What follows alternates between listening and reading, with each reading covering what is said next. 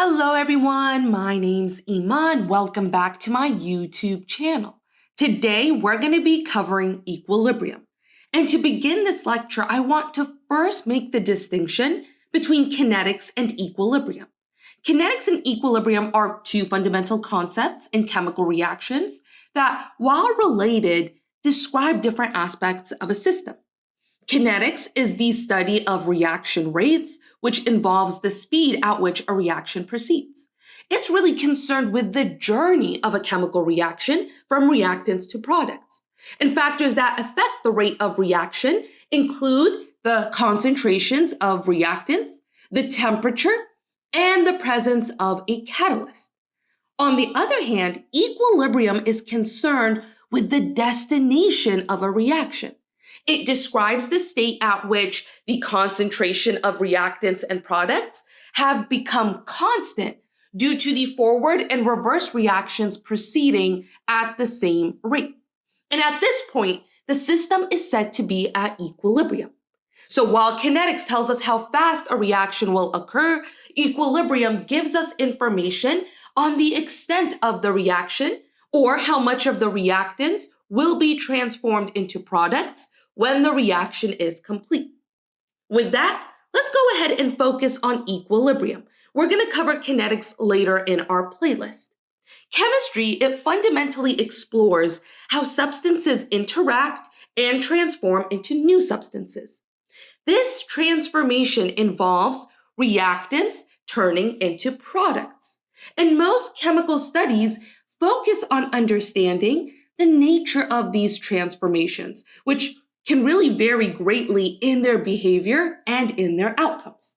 In fact, chemical reactions can broadly be classified into two categories based on their directionality. We can have irreversible reactions. These reactions are going to proceed in one direction.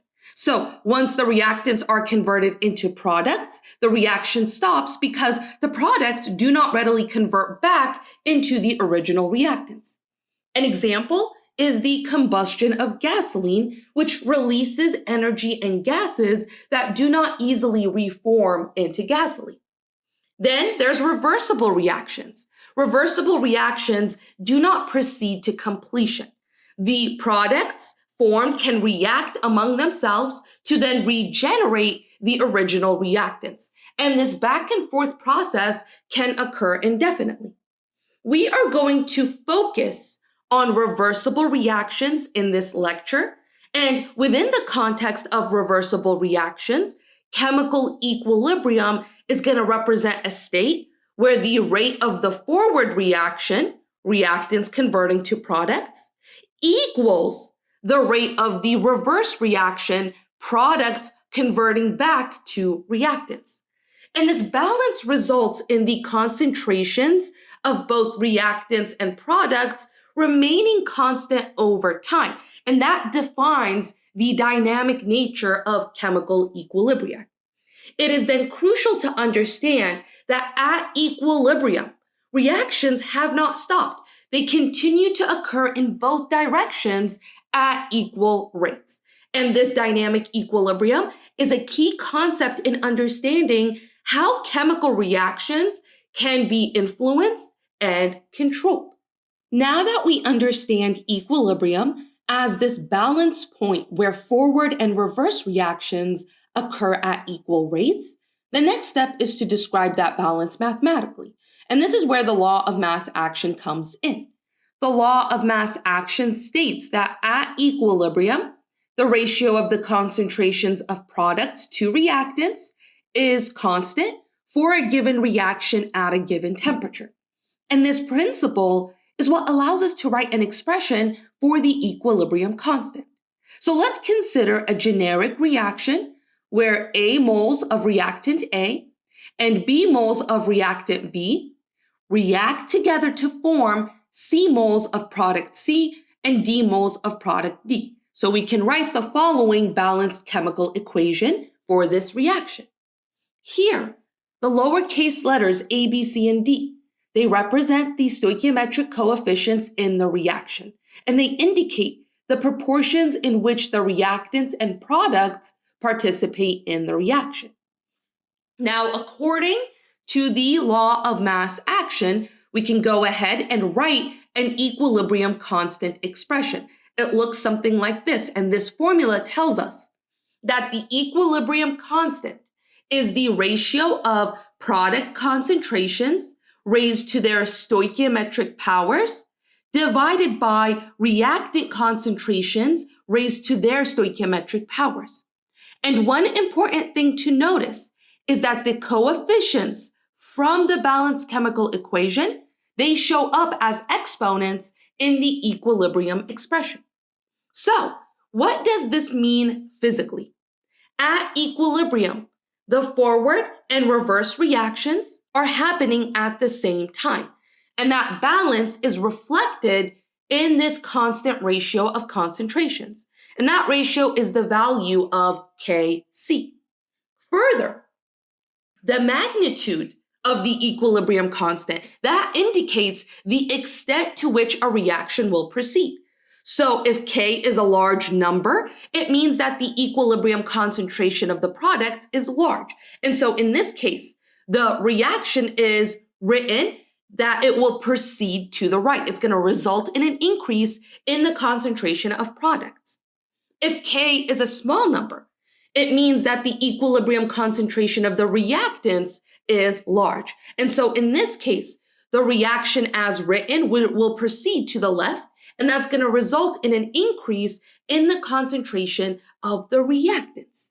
So knowing the value of the equilibrium constant, that's going to allow us to determine, one, the direction a reaction will proceed to achieve equilibrium, and two, the ratios of the concentrations of reactants and products when that equilibrium is reached.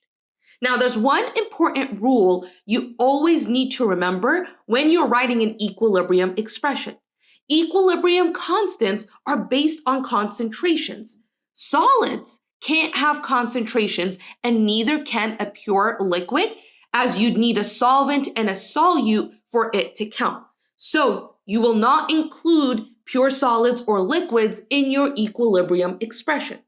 It's also worth emphasizing that K depends only on temperature. Change the concentrations, and the system is going to shift to reestablish equilibrium. But the value of Kc at that temperature remains the same. Now, for reactions involving gases, we sometimes write the equilibrium expression in terms of partial pressures instead of concentrations. That related constant is called Kp, and it works the same exact way as Kc, except it uses pressures in atmospheres instead of molarities. Later in this course and playlist, you're going to see other specialized equilibrium constants like Ksp for solubility equilibrii, Ka for acid dissociation, and Kb for base dissociation. Even though the context changes, they all come from the same foundation, the law of mass action and the equilibrium constant expression. All right, let's go ahead and work through this concept check together. This problem wants us to figure out what is Kc for the reaction below. We're looking at hydrogen peroxide, and it's decomposing into liquid water and oxygen gas. Remember that when we write Kc, we only include concentrations of gases and aqueous solutes. Pure liquids and pure solids do not appear in the expression because their concentration does not change during the reaction. So here, both hydrogen peroxide and water are liquids. That means we leave them out of the equilibrium expression. The only species that counts is the oxygen gas. So that makes the equilibrium constant expression very simple. Kc is equal to oxygen gas raised to the power of 1 because that is the related stoichiometric coefficient. That's it. This is a nice example of how equilibrium expressions can sometimes look much more simple than the balanced equation itself, all because we need to exclude pure liquids and solids. So we just finished introducing the equilibrium constant K, which tells us where the balance point of a reaction lies at a given temperature. But here's the thing, in real life, reactions do not magically jump straight to equilibrium. They're going to start with some initial mixture of reactants and products, and then they adjust over time until equilibrium is reached. So then the question becomes, how do we know which way the system needs to shift in order to get there, to get to equilibrium? That's where the reaction quotient Q comes in. So think of Q as a snapshot of the system at any given moment. And the formula looks identical to the equilibrium constant expression. You take the concentrations of products, you raise them to the power of their coefficients, multiply them together, and then you divide by the same thing for the reactants. But the big difference is this. K is only valid at equilibrium, while Q can be calculated at any point in time. So here is the logic. If you compare Q to K, if Q is less than K, that means there are not enough products yet compared to what equilibrium requires. So the system will shift to the right towards making more products. If Q is greater than K, then there's too many products relative to equilibrium. So in that case, the system shifts left back towards the reactants. And if Q equals K, then the system is already at equilibrium and no net change occurs. Now, as you have noticed, here I've been saying K in a general sense because the same idea applies no matter which equilibrium constant we're dealing with, whether it's Kc for concentrations, Kp for gases, Ka for acids, or any of the others we're going to cover later. But let's go ahead and tie this back to something visual. Imagine this arrow as a number line with Q on one side and K somewhere farther down. If Q is smaller, then the arrow points forward towards K, meaning the reaction shifts right. So this is a good way to remember it. But if Q is larger than K, then the arrow has to point backward towards the reactants, so the system shifts left. And so the simple comparison of Q to K on a number line helps us determine which direction does the reaction have to go in before it reaches equilibrium. So the steps you're going to take are you're going to write the expression for Q just like you would for K. You're going to plug in the current concentrations or pressures, and then you're going to compare that Q value to the given K value. And from there, you can determine which direction is the system going to shift towards to reach equilibrium. And so that's it. Let's go ahead and take that information and apply it to a practice problem. This problem says the reaction 2A gives us product B plus C, and it has a Kc value of 0.2. The reaction is commenced with initial concentrations A equal to 0.2 molar. The concentration of B is also 0.2 molar, and the same goes for the concentration of C, 0.2 molar. In what direction does the reaction occur? So here we're given the Kc value. So we need to calculate the reaction quotient Q from the information that we're given. And then we're going to compare it to Kc to determine the direction of the reaction. Q equals the concentration of B raised to its stoichiometric coefficient, which is 1, times the concentration of C raised to its stoichiometric coefficient, which is also 1. And that's all divided by the concentration of A raised to its stoichiometric coefficient, which is 2. So Now that we have the equation, we can begin to plug the initial concentrations we're given. So the concentration of B is 0.2, the concentration of C is 0.2, and so that's multiplied in the numerator, and that's divided by A squared. The concentration of A is 0.2, and then we square that value. So what we have is 0.04 divided by 0.04, which equals 1. Finally, we're going to compare Q to K. Here Q equals 1 and K equals 0.2.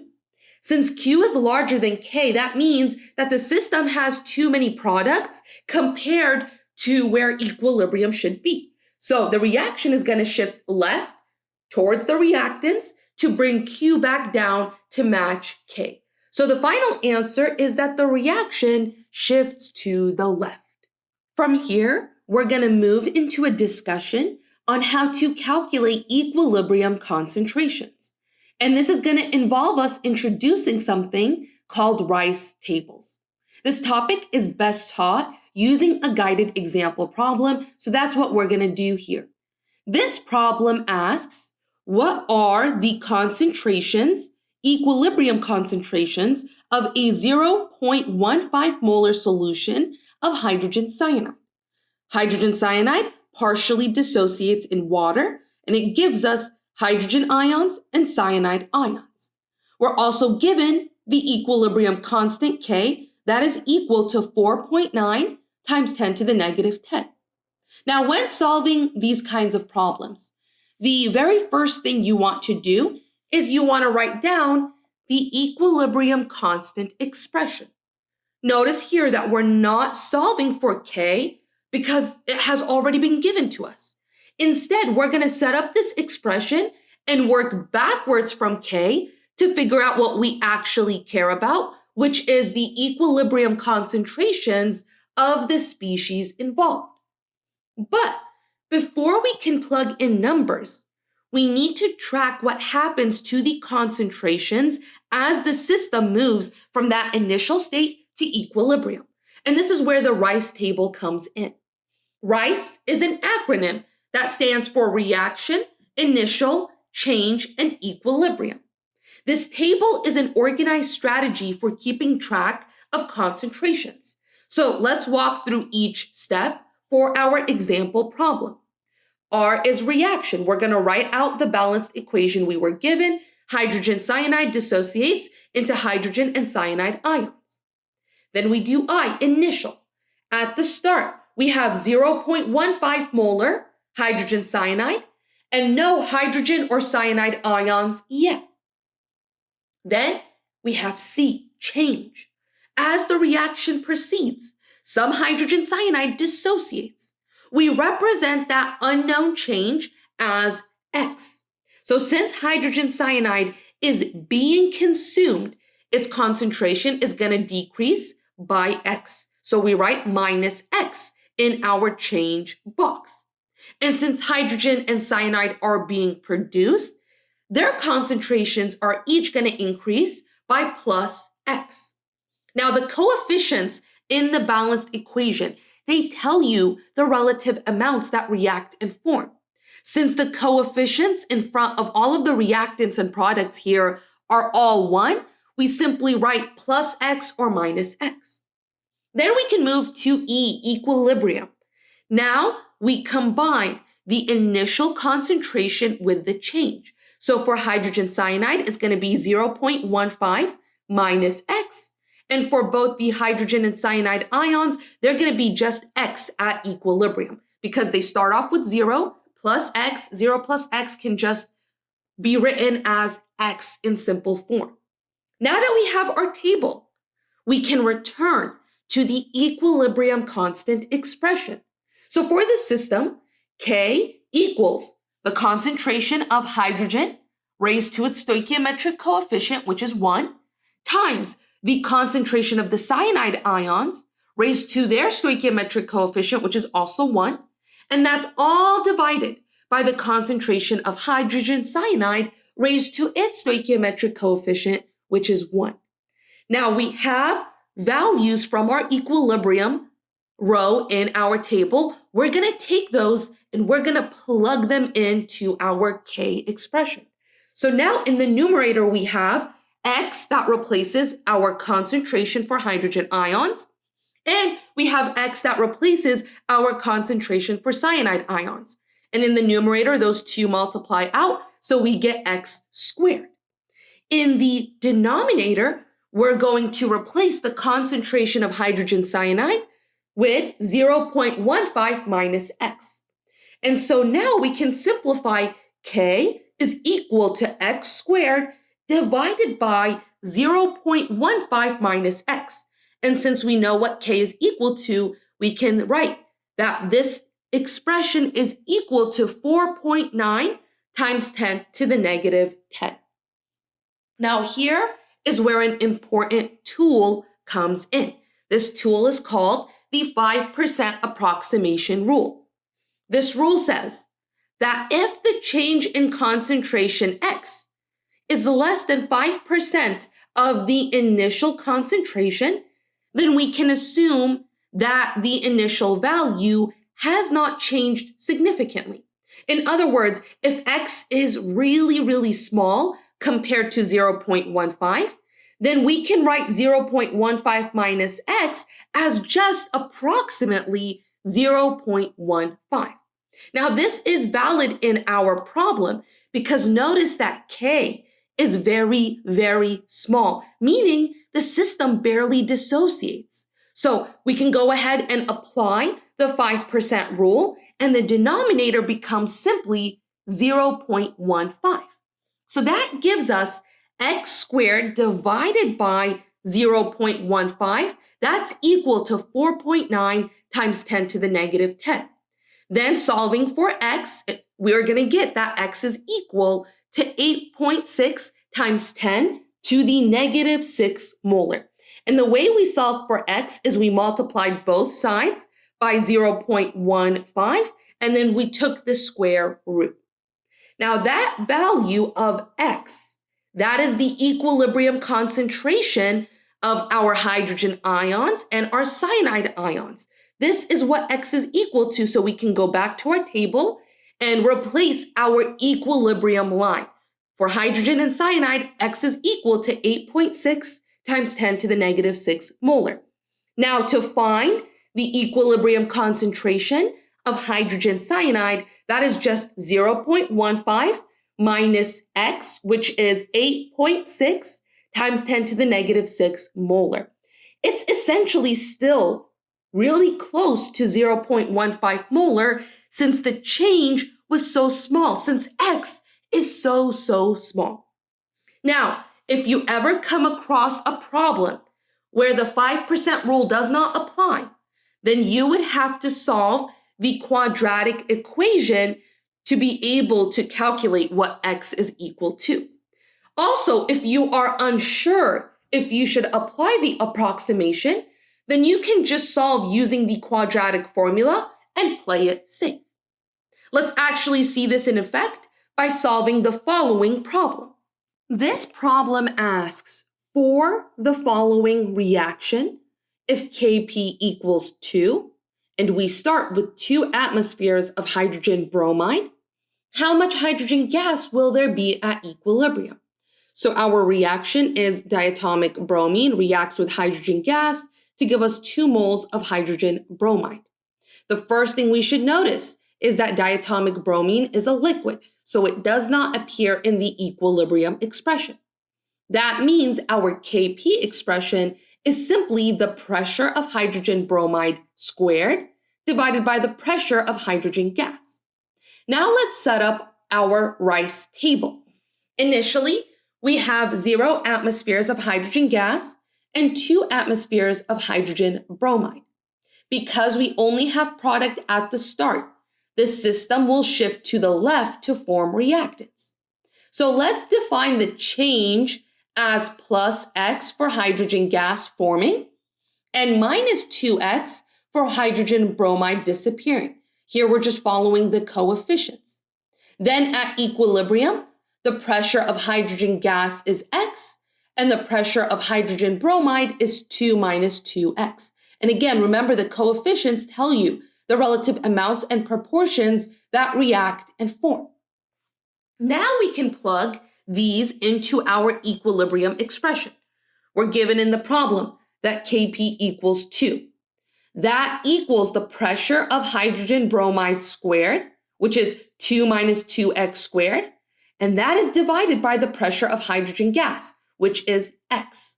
So our equation is 2 minus 2x squared over x. If we expand that out, we get 4 times 1 minus x squared equals 2x, which simplifies to 4x squared minus 10x plus 4 equals 0. So with this kind of equation, to solve, we're going to have to solve the quadratic equation. We're going to find when we solve this, if we plug it into an online calculator, we're going to find two possible solutions for x. X can be equal to 2 or x can be equal to 0.5. So we can take those values of x and we can plug them back into our equilibrium concentrations and see which one is reasonable. If x were 2, what we'd notice is that would make the pressure of hydrogen bromide negative, which is not possible. So we know that value of x is incorrect. We're going to throw that option out. That leaves us with x equals 0.5 atmospheres. Since x represents the equilibrium pressure of hydrogen gas, our final answer is 0.5 atmospheres of hydrogen gas. At the same time, the equilibrium pressure of hydrogen bromide would be 2 minus 2 times 0.5, which is equal to 1 atmosphere.